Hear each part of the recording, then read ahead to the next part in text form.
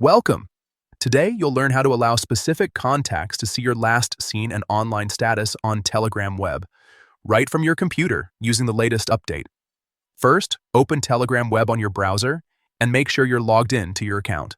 Once you're on the main screen, take a look at the top left corner. You'll see three small lines. This is the menu icon. Click on it to open the sidebar. Now select Settings from the list, then click on Privacy and Security. This is where you control all your visibility preferences.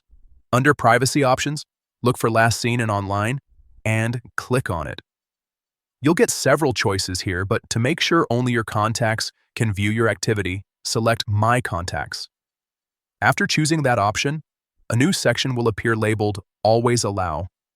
This feature lets you pick specific people who can always see your last seen and online status, even if others can't. Click on Always Allow and Telegram will show your contact list. From here, simply select the users you want to give permission to.